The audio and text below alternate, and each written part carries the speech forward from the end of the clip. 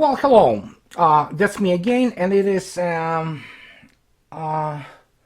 April 23. Yeah, April 23, 2022. And the photo of the guy you can see, in the corner, his name is Douglas Faith. He used to be the first deputy defense secretary of the United States for policy. Early 2000s, and essentially this is the guy. He is a lawyer. He always was a lawyer, and then of course he kind of entered the Pentagon circuit, but he was essentially dragged out of the those cellars, those deep recesses of the American neoconship by Reagan. He was in Reagan, he started his career, political career in Reagan administration, and he ended up basically occupying the strategic post of the guy who really sets up the policy for Pentagon. And he is the architect of the war in Iraq in 2003. And as you know, how this war really has happened was, of course, on the basis of the alternative intelligence. Douglas Faith played a crucial role in basically disagreeing with the consensus of that time, professional consensus of the US intelligence community, quote unquote, which stated that first, Saddam Hussein had nothing to do with Al-Qaeda, and in fact, they were actually they were enemies. And secondly, of course, the issue of the weapons of mass destruction. We know how it all turned out. But this is the guy. And this guy was called by none other than Tommy Franks, General Tommy Franks, who was the CENTCOM commander, and at that time he was also in charge of the both operation in Afghanistan in 2000, and then of course invasion of Iraq and taking of Baghdad. And let me quote what Tommy Franks spoke about this guy. As he stated, the guy was the fucking stupidest guy on the face of the earth. So, well, that's your definition of the guy who was in charge of the Pentagon policies in 2003. And prior to this too, and then he, served pretty much the first term of Bush administration, Bush Jr. administration, and then he resigned. Now he runs against some kind of the lawyer, some kind of the law firm, I don't know, so it doesn't really matter.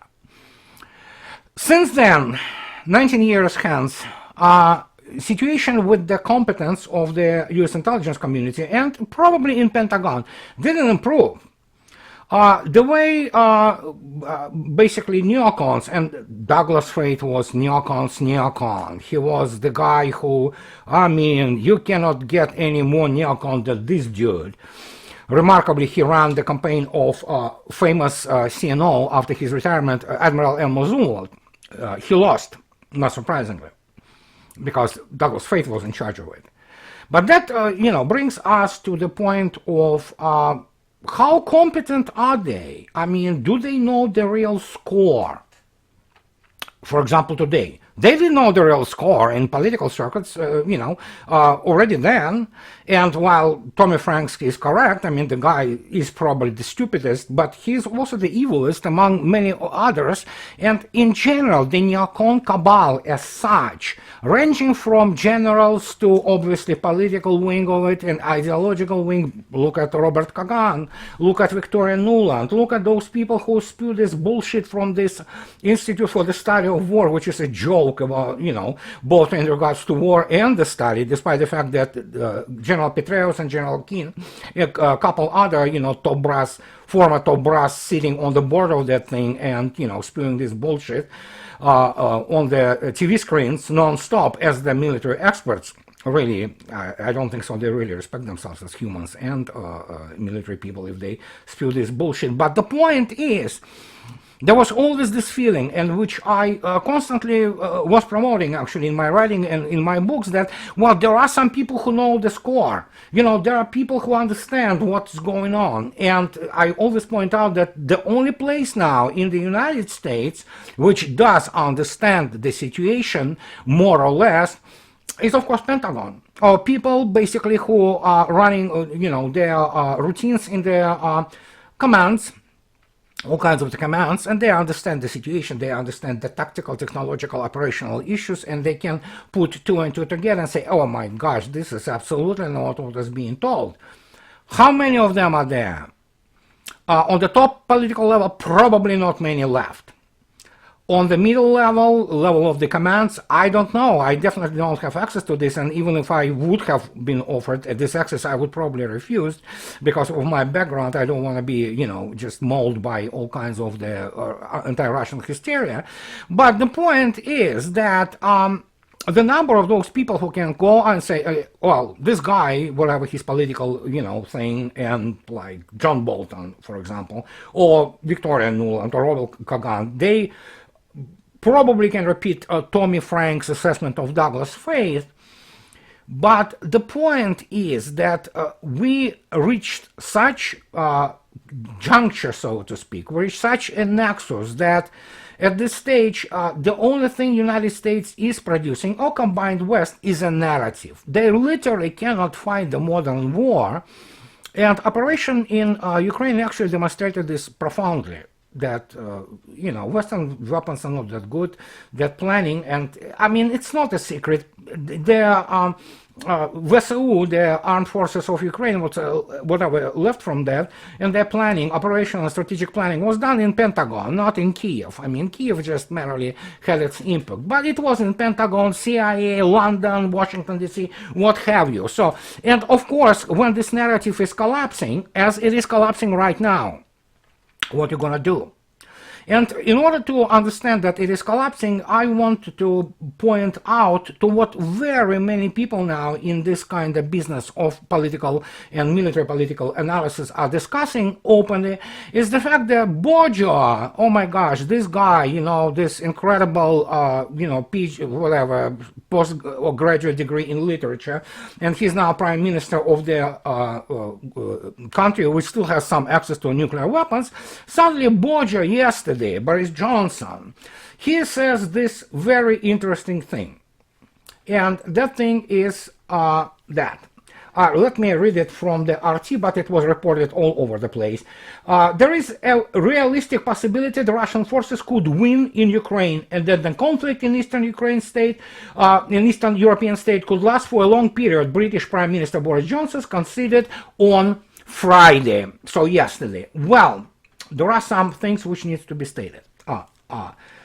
When you have Boris Johnson saying this, and you have obviously even ABC, you know, like, oh, Russian forces are moving ahead and they're taking new villages and towns, and they they now use this term, grind the armed forces of Ukraine into whatever, into dust. It means somebody started to comprehend, understand the score. And here comes this issue with what I've been talking about with Douglas Faith and this Neocon cabal, and now everybody discusses this, what Russian Ministry of Defense and Maria Zakharova of Russian Foreign Ministry stated just today, well, yesterday today, about the anticipation of weapons of mass destruction provocation, false flag from the Ukrainian forces, which in reality is not Ukrainian forces. These are most likely will be again conceived in Washington, D.C. and in London, and some people, well, reasonably, I wouldn't say that it's very high probability, but there is a probability, considering the fact that those people, stupidest fucking guys in the world, or in the earth, considering the cabal of neocons and the political and military pressure they exert on the American institutions, which are already basically semi-functional, so that there could be, oh my gosh, nuclear, the nuke. They may use the tactical nuke to explode it and blame it on Russia. Well, is it possible? Of course it is possible. And this has been, you know, on the mind of many people who are not completely, you know, dead, brain dead, or who have like basic arithmetics and can put, you know, 2 + 2 together and get 4 instead of 6. So tactical nuke, and then, you know, blame everything on Russia and completely, you know, isolate Russia. First, of course, you cannot isolate Russia. It's obvious. And the split, the geopolitical split is happening as we speak, and Russia and West are parting ways big time. And it's on Russia's initiative, not only just West. And in this particular case, what can they do? I mean, they can create a number of military criminals and crime against humanity in DC, and those people who will give this order, they will be figured out. They will be found, and then after that, well, what can I say? There are reports now that actually a number of American diplomats and they still ask Iran, and you can look it up. It's out there, it's news, and Iranians reporting that. They still ask Iran to kind of discount, to kind of stop this process of avenging the assassination, basically murder, of General Soleimani. Yeah, American side, asks them to stop it, and Iranians say, no way. Somebody will have to pay, and yes, somebody will pay eventually. So, but using even tactical nuke, let's say in Kiev, is a completely different story. It's completely different level. And now, considering the fact that both Zelensky is now absolutely, it's completely confirmed. You can see it in the videos. You can see, in his behavior. The guy is pretty much constantly high on some kind of combination of cocaine and alcohol. Some people say he might be already on heroin or what have you, but he's drug addict, he's drug junkie, and that's the behavior of the person who obviously understands what is going on. And the same could be stated about about people such as Victoria Nuland, who is still in charge for the Eastern Europe policy and Russia policy in the State Department. And these are people who are having a serious nervous breakdown. Some have actually complete bipolar disorders, and when you look at them, you cannot say that they are not on this game, which sees the false flag with the use of the tactical nuke. What will be the consequences of that? Well, first, the countries with which Russia already has a close relations, I'm sure they diplomatically already have been established. The fact that, that's most likely that's what West will do. And this actually will merely increase the Western isolation, and that will have a serious moral repercussions, which will have serious economic and geopolitical repercussions, and will affect the West's moral health, which is already not very good. Let's put it this way. In moral terms, the West is very ill. It's very sick at this stage. So, what can I say? Russian Minister of Defense and Russian Foreign Minister already make the statement. So, and of course, why would Russia use the tactical nuke when it's winning? And fact is, both Bojo and now the even US or Western mass media begin to admit the fact that it's over pretty much, It's just a matter of time. And here comes this other thing, which those morons want to do. They want to make Russia fight for a long time. Well, I have something to say about it. First, there is no timing limit per se. Russia will fight as long as it takes in terms of achieving her main geopolitical goals. And many people already discussed it. Some people already, including quoting of the first deputy commander of the Central Military District, General Minikanov, I believe, who was quoted by TASS. Make no mistake, he was expressing his views, but it was quoted by TASS, which is a Russian state-run news agency, and that means that he wasn't doing just, expressing his personal views. He was articulating most likely, I'm not saying it's 100%, the geopolitical goals in Ukraine of Russian Federation. And it is clear as, a bright sunny day that in the end, it will be basically creation of the Novorossiya type belt from Mariupol all through the southern Ukraine, closing Ukraine access to the Black Sea, and of course joining with the Transnistria. So that goes without saying. It was clear from the get-go. The only issue here is that those people in London and the sea, they still think that Russia wants to go for Kiev. Well, here's an interesting situation. Russia may or may not And that's the whole funny thing, you know, when you have the escalation dominance, and that's, I wrote a number of books on that, and especially the second one, it actually explains what it is. You can change your operational and strategic plans easily. Fact is, there is such thing which is called contingency planning, and I can guarantee you 150% that Russian general staff does have plans for taking Kiev. It's a contingency plan. And actually, that's what general staffs do. They plan all the time. They plan how to take Kiev. They probably plan how to take Warsaw or fight in the Suwalki Gap. I mean, it doesn't mean that it will happen. And fact is, Russians do not need, you know, really Kiev, and they do not need Warsaw. In fact, these Russians want this Iron Curtain now, you know, around themselves, you know, especially in their moral and cultural terms against Western or, you know, Europe in general. But there are plans, obviously. The same, there is the plan in Pentagon, for example, how to fight Russians in the same places or how to try to take Moscow. Good luck with that, but hey, there are plans. That's what general staffs do. And in this particular case, I mean, it doesn't really matter what West will supply Ukraine, how much, or whatever they try to do.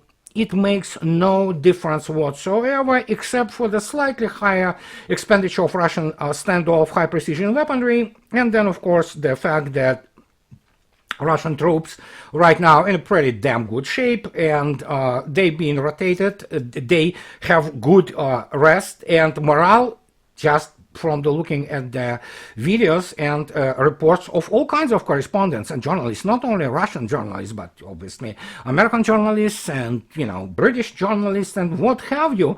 Morale is pretty high, actually. You know, they know what they're doing, and of course, when you see people in Ukraine emerging, for example, in Kharkov, this oblast, not Kharkov itself, but in Kharkov oblast, starting to go out of their houses and, you know, celebrating the arrival of Russian troops, that tells you that many people, how suppressed and how terrorized those people were for these 8 years. And that's what also actually screws it up, you know, for basically neocons or people who still dreaming to creating Afghanistan 2.0 or Vietnam 2.0 for Russians. It doesn't work like this, and that's the whole point. I mean, they don't know how to fight the freaking war. They don't have basically qualities and qualifications. They don't have the background to properly plan it and figure out how it's gonna work. They will go to Pentagon, to some political general who is as incompetent as they are, and they will merely reinforce their basically points of view which are very, very incompetent and very, very ignorant.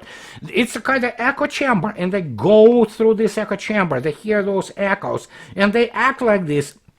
And that is why from the outside they look like what Tommy Franks said about Douglas Fates. And if shouldn't they have the nuclear weapons or, you know, tactical nukes or the ideas like that? That would be laughable, actually. That would have been funny, as much as this tragedy for people in Ukraine and for those who are being killed, maimed, and every day. But in reality, it would have been funny, like, my gosh, these are complete idiots. They are fucking stupidest guys on the surface of the earth. But obviously, considering the fact that they do have access to nuclear weapons, the only basically hope right now, if somebody makes this suicidal decision, is that people in Pentagon who still retain their honor and understand what is going on will prevent it. So, but again, hope dies last, and don't count on that. And please don't quote me on that either, because I don't know. I don't have access there. I can only communicate with people who have been, you know, who, so to speak, you know, former professionals like me. I'm former professional, military professional. So in this particular case, don't quote me on that, but keep this in mind. And now, the other thing. We know that timing is... some people like Rostislav Ishchenko, well, I cannot say that I share his sentiment. He was saying, oh, this needs to be done, you know, as fast as possible before they come up with the false flag. Well, if people want to make, to do the false flag, basically operation and explode some device, It doesn't matter how fast you do it. And in fact, if you do it really fast, I mean, they could do it, even faster. Timing is not about, we need to do it fast and wrap it up fast. It's difficult for me to give the timing right now because obviously I don't know the plan. Nobody knows except for the general staff what are the real objectives, what are real geopolitical objectives in terms of the territories, in terms of the towns and villages and cities, and where Russian armed forces will stop. But it is clear that basically with the physical annihilation of the VSU, which is basically, pretty much complete. They cannot move really. They can move some insignificant forces, but they make no difference whatsoever in terms of final outcome. So the thing needs to be done properly. And properly means basically disentangling civilians and innocent people from the VSU before VSU either surrenders or either annihilated, physically annihilated. And of course, the more prisoners of war are taken by Russian forces, the more it becomes clear how brainwashed those people are. And they are brainwashed to the point that they think if they surrender, they will be executed or tortured and executed by Russian forces. They evidently were projecting themselves because this is what they do. They torture, they rape, they pillage, they do all kinds of things. And as other data and information suggests today, they are being, many of them, tied or basically tied by blood. That means on video, they have to go out, kill some civilians or kill some prisoners of war, and that obviously becomes the burden for them, and you can blackmail them, and that's what they have, including, of course, the basically Nazis embedded per one Nazi per about each 10 squad. One squad, one Nazi per it. So who make sure that they don't surrender and they are executed, with the shots into the back, and that's how it works right now there. But evidently many also note that the resistance begins to really, going opposite direction from being stiff at Mariupol into what it is today. It's not as dogged as it used to be even months ago. So we have the situation, and obviously I'm not gonna comment on the basically surrender of Europe and the West, United States, including on this whole ruble gas and ruble oil and what have you payments, because European Union surrendered. It's defeat, it's geopolitical defeat. So, and many people already spoke about this today, and the same goes for the United States. Just, isolate Russia as many neocons want, because they don't care. They don't care about Americans. They have their loyalties somewhere else. They have their loyalties with Israel. They have their loyalties to their ethnic groups. But point is, they don't care about how Americans live. They don't care how many Ukrainians will die. They want as many Russians to die, including children and women. That's how they think in DC. And in this particular case, it's funny that the United States still makes so many exceptions or exclusions, so to speak, for their sanctions against Russia, which involve, of course, things like mineral fertilizers, because Russia and Belarus together are responsible for 40% of all mineral fertilizers in the world. And the same goes for the United States buying Russian oil and buying other products which are conveniently excluded from all those list of sanctions. So it is absolute circus. So, and in this particular case, what can I say? This is a very serious situation if you think about the possibility of the false flag with the nuke. But other than that, the special operation proceeds just fine, and United States already have issues, and this was already reflected on several articles and pieces in the reputable sources, military political sources in the United States, and basically the United States is backing, is back. And it's basically the gap between United States and Russia in terms of, and China in terms of modern weapon systems is not narrowing but increasing. And I am on the record for the last many years that United States lost the arms race, and my first book was already about it. The second one was just clearly about it, that, yeah, you cannot do anything about it. I mean, and that will require separate discussion, and I think so I will talk about it next week, hopefully. So, but this was my kind of talk for today. And as always, just subscribe, please, to my channel on YouTube, and also can afford it, please support me on Patreon. That helps me to produce those videos, and I'm learning a little bit here and there all kinds of the tricks with the video software, but generally that's what I do nowadays for a living. I write and I speak. And you know what, guys, have a nice rest of the weekend, and I talk to you later. Bye bye.